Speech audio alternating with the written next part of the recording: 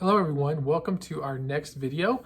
In this video, I'm going to talk a little bit about sheet music. Now, if you remember, I spoke a little bit in the previous video about some decisions that you make, determining what kind of guitarist do you want to be? How far do you want to take this? And so I'm not going to go really deep or anything like that. I want to give you some basic understanding of some different kinds of sheet music. The reason I do this is I ran into a situation several years ago where I moved across the country to a different place and joined a brand new church, brand new music program. And I got handed a lot of material to learn, and I had a relatively short time to learn it. And so there were some things that I picked up kind of the hard way that I'd like to show you that's specific to guitar music that might help you to learn music. Regardless of what kind of music you play or where you're playing it, it will help you. Now, just let me have this caveat. I know a lot of guitarists, a lot of professional guitarists don't actually sight read, meaning that your music is in front of you and you're reading the notes and playing the notes as the music goes along. However, if you're able to understand what the music is telling you, just some basic stuff, you will learn songs so much faster. And it's a nice reference. Once you get 400, 500, 600 songs, especially, remembering everything becomes a little bit of a challenge. So having that sheet music to look at will be very helpful. There are three kinds I'm going to cover today. One of them is just a simple chord chart. And we started talking about a chord diagram in our previous videos. Well, this is the whole song on a chart. This is the simplest version. The second is called a rhythm chart. If you're a rhythm guitar player, acoustic or electric, there's something called a rhythm chart that you might have access to from your group, church group, band, whatever. And then the third piece I would call the lead sheet. And that's going to have all the notes, the words, the chords, and if there's any leads, soloing, things like that, it'll be notated on that actual lead sheet. So there's three different kinds. So let's get down to it. So I was handed this, and this, and this. Okay, so step number one, if you're going to learn songs using sheet music of some type, you need to ask yourself the question, number one, what kind of music do I have? So there's a few different options, whether you're in a church or a band or whatever out there. You might have, for example, a chord chart. And so that's just a piece of music that has chords above words in the song so that you know which word to change chords on. It might have some other examples like time signature or beats per minute, or maybe a little slashes at the top that shows you a little bit about the rhythm, but that would be a chord chart, not a typical staff like you're used to. The next one you might see is a rhythm chart, and that's something that's going to have most everything a normal piece of music will have, only it won't have the words, and a lot of times it doesn't have the notes. It just has the rhythm pattern and the chords. It has a staff, and it shows you when you change chords. It may or may not have the melody line on it, so that's a rhythm chart. We'll talk about each one of these. The next one you might have, a lot of people call it a lead sheet. You can just call it standard notation, and it'll have the words, it'll have the music, it'll have the notes. It won't have everything a rhythm chart is typically. Sometimes it will, but that's a lead sheet. That's just what you would think of as standard music. And then the fourth option that you might have is tab, and that's tablature is what that stands for. And tab is one of those things that just shows you what string and what fret you push, but it doesn't have anything about rhythm or note duration or anything else like that. Tab is a very quick way to learn where to note things, but it doesn't have a lot of information about timing or which finger or anything like that. So that's the first question you ask. What do I have access to? So there's a lot of places you can go. There's all you have to do if you want tabs is go into the internet and type in guitar tab, and a bunch of stuff will come up. You can go into the internet and type in chord charts for songs you want, and a bunch of stuff will come up. So these are really accessible. Ultimate Guitar, E-chords, all kinds of different options out there. These two typically are going to be more strict on the copyright because it's the actual music with all the notation on it. So you might have to purchase these, but sometimes you can find them out there on the internet. So you want to learn a song? Go search it and see what it is. And obviously listen to the song. So this is the first step I would take. in learning music. Number two, you want to know what's the key. So I'm going to show you in all of these examples how you find out the key that you're playing in. Key is very important. Remember lesson 7, we talked about why the major scale. You're going to learn that the major scale is super important to understand the key and what notes and chords will work in a song, okay? Third thing, timing. So we want to know what's the timing signature and beats per minute. So time signature tells you how you divide each measure of music, and beats per minute's the speed at which those beats are occurring. So your metronome will give you the speed, tick, tick, tick, tick, tick. That's beats per minute. A signature will tell you how to divide those beats out throughout the music. So these two pieces, remember early on we talked about there's only two things in music, and that's pitch and rhythm. So the key has to do with your pitch, and the timing has to do with your rhythm. So then the last thing, so when I'm going to learn song, here's number 1, what do I have access to? 2, what key am I in? So what works? 3, what's my timing so I can play in rhythm with everybody else? Especially if you're an acoustic guitar player or a rhythm guitar player, you've got to have good timing. And then lastly, are there any modifiers? So by modifiers, I mean things like repeats. The music's going to tell you when you repeat a certain line of music, or starting back at the beginning, the DC alternate, or the codas, or it's just in the music it notes, hey, go back to this measure and repeat. You need to understand that or you'll get totally lost in the music. So these are the 4 things. If you can grab this basic concept, you will be able to follow along with music and learn a lot of songs really quickly. Okay, first of all, you might have something called a chord chart. And in a chord chart, this is kind of the basic components of what it might look like. In your chord chart, a lot of times will give you a BPM. BPM, remember, has to do with the speed of the beats, how fast they're coming. A key signature. So that's what key am I in? Very important. Now, also you'll have timing. Like for example, if it's in 4/4 timing. Remember, 4/4 timing is that you have 4 beats per measure. And then you might have something that says intro, and these are chords that you would play, and you see slashes. So what this is symbolizing is you play your C, and you might play it 4 times, each slash being a strum. Sometimes you can divide that, you can interpret that how you need to based on the song. So if there's an intro, it might have an intro, and it kind of shows you what that looks like in terms of rhythm and chords. And then you'll have like typically a verse 1, however many verses the song has, and there'll be words to the song, and above the words, it'll give you the chord you play when that word occurs in the song. And then you might have a chorus, and then another verse, or it might say something like repeat 2 times the chorus or whatever, an interlude, which is, maybe a solo on the guitar or whatever the case might be. And then sometimes it'll show you the chords, like the chord chart itself. How do you play the chord itself? And then the key that you're in. So you can, with the chord chart, get a long ways. So I know what beats per minute I have. I know what my time signature is. I know what key I'm in, and I know what chords I'm playing. Very helpful. This is kind of the first level of sheet music that you might have in a particular situation. Okay, a second piece you might have is a rhythm chart. If you're an acoustic player or a rhythm guitar player and you're playing in a band or you're playing in an orchestra or your church, a lot of times there'll be a rhythm chart available for you. And the rhythm chart really focuses mostly on what's the rhythm. So where the notes are, you'll see these diamonds, and these slashes, and they have a meaning, just like a quarter note, whole note, half note, etc. A diamond is 4 beats. And what that means is you strum, this first one, you strum and you hold for 4 beats. So 1 strum. When you see a diamond with a line on it, it kind of looks like a half note, and it's the same amount of beats. Strum, hold for 2 beats. Strum, hold for 2 beats, okay? And then you might see this, it's supposed to represent a quarter note. It's 1 strum.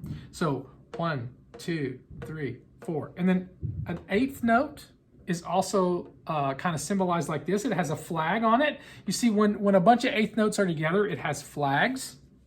And so what this is telling you is what you're strumming, what the rhythm looks like. So for example, also, you'll see notation like this. That is a down strum. That is an up strum. And it is important. Now, it's not just strum. It can also be individual notes where you're alternate picking. You're picking down, up, down, up. So let's say you had something like this.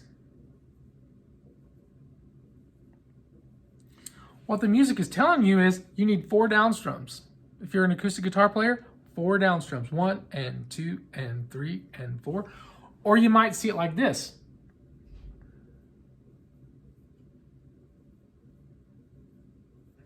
That's down, up, but you're dividing it into 8th notes or half a beat. 1 and 2 and 3 and 4 and. On these, typically it's a down strum and it's 1 hold. Strum it down, hold for 4 beats. Same thing with these. So sometimes you'll see this notation at the top of a rhythm chart. And what it's really focusing on, don't worry about where the notes are on the staff. You'll have a key signature. You'll have timing. This is 4/4 timing. So in 4/4 timing, a quarter note is 1 beat and a whole note is 4 beats. Okay, but this is trying to tell you how to play the rhythm of the song. So this is a really helpful chart. Now, a lot of times I find these don't have words on them. They don't have all the notes and stuff like that, but it has more than a chord chart in that it tells you the rhythm and the duration of each note. Okay, to understand music, we need to understand some basic notation. So what I've drawn here is a line of music. This is the music staff. It has 5 different lines. And so as we know, the notes on the lines, E, G, B, D, F. Some people use the term, every good boy does fine, okay? And then the notes in the spaces, F, A, C, E. Whoops. And that spells face. And those are a couple of easy ways to remember it. Maybe you took some music, maybe in grammar school or middle school or something, but you need to get familiar with what this looks like, okay? So here you see this staff where this curl kind of curls the G line, the G. This is called the treble clef. So if you're playing guitar, you want to look for music that has the treble clef. Okay, so that tells you what you're playing. And then you see here, this is a sharp. This is like F. The line is for F, F sharp. So what that tells me is I'm in the key of G major. How do I know that? Remember when we did lesson 7, the major scale? C has no sharps or flat. When we get the G, you have to sharp the F to get to G major. So this is telling you what key you're in. That's what these sharps and flats tell you. Then you have numbers, 4, 4. This is telling me my time signature. So what that's telling me is every measure, which is the distance between these 2 bar lines, there's a number of beats. In 4/4 timing, I have 4 beats per measure. And in 4/4 timing, my note values look like this. My whole note is 4 beats. So that means I play a note and hold that note for 4 beats. A half note has 2 beats. I play a note, hold it for 2 beats. A quarter note has 1 beat. An 8th note has a half of a beat. And in guitar, if you're doing down, up strumming, you're playing in 8ths and 8th notes. And then our 16th notes. Sometimes you play in 16th notes, and that has 2 flags. Looks like an 8th note, but with another flag. And that has a quarter of a beat. So in this notation, it's telling you how long to hold out that note. Sometimes you have rests, and rest means I don't play anything. It's silent. Okay, so a whole rest, the hat has the thing pointing down. A half rest, it's pointing up. Quarter rest, it's the squiggly mark. 8th rest, you have this little flag. And then a 16th rest, you have 2 flags. So what we just saw is we look at this, we see what key we're in, we see what the time signature is, okay? And then the notes will tell us how long to hold out a particular note. Now, a lot of times you'll have 2 BPM. Oh, let's say that's 1/12. Again, BPM is how many beats. It's the speed of the beats. The measures tell you how many beats per measure of music. The speed tells you how fast they're coming, okay? And so the notes tell you how long to hold out a particular note. So this is just basic notation that you need to understand before we get into reading sheet music. Now let's talk about modifiers. When I say modifiers, once you learn what a staff is, you learn timing, what the notes are, there are some symbols in sheet music on lead sheets that will change either the value of the note, or you repeat a certain section of the music, or it tells you where to go. Sometimes the music skips around a little bit. So I want to talk about some of those symbols. So the first one I want to talk about in here is the repeat symbol. And so this basically has a thick black line, a thin one, and then two dots. And then there's one that goes in the opposite direction. So for example, in this illustration, you play through this line of music and you see this repeat symbol. That means you go back to this repeat symbol and play that section of music again. So that's basically what a repeat symbol is telling you. Another one you see, I didn't talk about it. A lot of people teach it when they teach notes, but this is a modifier. And when you see a dot added to a note, what it does is it adds half a beat value to that note. So in 4/4 timing, if you have a half note, it has 2 beats. But when you add a dot, it means add half to that already existing 2 beats, and you get 3 beats. So if it was, if we dotted the quarter note, right, it would be 1.5 beats. But since we dotted the half note, it's 3 beats. Okay, so that's the dotted. And then you see up here a 1 and a 2. And sometimes it'll say first ending, second ending, and that's what I'm talking about here. What that means is, okay, I play through this line of music. I come back again on the repeat. On my second time, instead of playing this measure, I play this measure. And what that's just telling you is that there's a difference between those 2 measures. So the first time through, you play that. The second time through, you play that. There's also one other symbol on here, and it's called NC. And that stands for no chord. And all that means is for that note or that area of the music, you don't play anything. So that's kind of a guitar notation, no chord. You don't play anything. Another modifier you'll find is called the DC alphanet. And so what that abbreviation stands for is da capo, which is to the beginning, and then fine, which means to the end. And so what you'll see in a piece of music is you'll see DC alphanet, and what that's telling you is go to the beginning. Sometimes it'll have a symbol we're going to talk about in a minute called the al coda symbol, but it may not. So when you see DC alphanet, you go to the beginning and then you stop at fine at the end, and that's all it's telling you. You're playing through the music, you get to this note, you go back to the beginning and play until you get to the fine. That's what that means. Another modifier that you'll see quite common, and if you don't recognize it, it can really get you lost in a piece of music when you're trying to play with a group, and that's the DS al coda and the coda. So when you're looking at a piece of music and you're playing along, just imagine there are notes here, and you get to something that says DS al coda, it's saying once you get here, you need to go back to this symbol and play that through again, okay? Once you play that through again, you might have something that says to coda, and that is telling you go to another place in the music. It'll have a coda symbol, which looks like a crosshair, kind of, and then there'll be a piece of music to play there. So when you're going along, you've got to pay attention to the top of the staff. It says go back here, play that through. Now when you get to this point, go to here. And this coda could be somewhere else in the music. There's a lot of different ways that this can be written. But the DS al coda is dal signo, which is from the sign. And then coda means to the tail, or it means tail, actually, is what coda means. So these are modifiers that will show you when you're going along in a piece of music, it might be telling you go to another section. You got to pay attention to those symbols. So I thought it was important to teach that just so you're aware of it. The last type of sheet music that we'll talk about is something called tablature. People just call it tab. And basically the way this works, it's more like a coordinate system.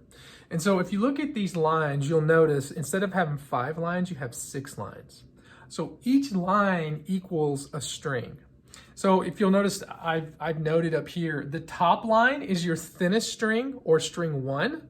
Remember, we count in guitar from the bottom string up. And then the 6th line is your thick string, okay? So what this is telling you is, for example, the 0. It's saying hit the string open, so don't put your finger in any fret, and hit this 3rd string, right? So it's E, A, D, it's the D string, open. This 1 means go to your A string and put your finger in the 1st fret and make that note. The 3rd one is, hey, go to the 4th string, put your finger in the 3rd fret and make that note. So it goes, the x-axis is a time scale. So you hit this first, then this, then this. Okay? So basically what tab is telling you is where to put your finger. It doesn't say which finger. It doesn't say anything about timing or note duration. It just says put a finger in a particular fret on a particular string. And so that can really quickly, instead of having to think about the notes E, A, D, G, and all, it just tells, it's a number system. So, and sometimes you'll see numbers all in a row like this. That just means pluck those strings all at the same time. So if you were noting a chord, that would be how it would be noted. There are a few little modifiers in tablature. One is you'll see a symbol with a bend. Sometimes it'll say half or whole, which basically means a whole bend is you're moving that note up 1 whole step. So 2 frets. So when you bend it, you're moving it up to the pitch of 2 frets down, okay? If it's half bend, you're only going 1 fret or bending it up halfway, okay? A half a step, I should say. Sometimes you'll see this little mark with a P, like we have right here. It says 3 and 4. That's saying pull off from fret 3 to fret 4 on your neck. So, you know, a pull off is when you pull your finger off so that it strikes the string and then it resolves to the note of a previous finger, of a finger that's, you know, behind it. The opposite of that is a hammer on. And a hammer on is when you note something and then hammer on the next finger to make a noise by just hitting the fretboard, hitting the string on the fretboard. So it's really pretty simple. The numbers are the frets, where which fret you put your finger in, and the lines are the strings. It's that simple. There's other kinds of notation and things that we could go over, but there's a ton of stuff out on the internet. And again, you can get tabs for anything you can think of just about. So go online, put tab for a particular song. It'll pull up, usually at the top of the list will be Ultimate Guitar or Guitar Tabs, or there's a bunch of different ones that do tablature and offer it to you. But this is a nice quick learning, especially if you have single note solo lines or pieces in music to follow to help you learn a song. And it can be very quick. It just doesn't tell you things about timing. So when you're learning tablature or you're using tablature, you need to know the song. As opposed to, you could take a piece of music, a lead sheet, and play it if you had not ever heard it. As long as it had all the information, you could play the song. With tablature, you most likely will need to know the song a little bit and listen to it. Another advisory on tab. Tabs are notorious for not being correct, okay? Especially in modern music, rock songs, really intricate soloing, things like that. It's not always right, but it's a great place to start. So with that's the basic types of sheet music you'll encompass. Let me just say this. There is no substitute for your ear, and there's no substitute for practice. I'm trying to give you the information you need now to go use it and be powerful. And the more you use it, the more you'll find it comes pretty easy. And nothing was very complex. There is a lot more to learn about sheet music. I just gave you the basics. So remember the 4 steps that I take when I'm learning a song and I want to learn it quickly. I want to see what kind of music do I have access to. Is it lead sheet, rhythm, chord chart, tablature? Number 2, what key am I in? Because now that's going to tell me a lot, and we're going to learn in our lessons what chord progressions are going to be in the song. What notes will work if you want to improvise, okay? The third one is, what is the rhythm? What's the timing? So that's beats per minute and time signature, which is how many beats per measure. And then the last thing is, in the music, does it have any modifiers? And that's going to help you learn where is there a repeat, when are there tags, things like that that we went over. So I hope you enjoyed that. There is lots more to come. If you didn't understand something, don't stress out over that. I'm going to go in detail as these lessons progress. This is lesson 11, and explain each one of these things at a deeper level. I'm taking you from beginner past the intermediate phase, and I'm trying to do it in order that'll help you learn as many songs as you want to play. It's a lot more fun when you can play stuff that you enjoy. And so with our last 3 courses, you've gotten a lot of information about how to play songs. We're going to talk about the Nashville number system. We're going to talk about how to know what the chord progression is. Lots more stuff to come. So thanks for watching.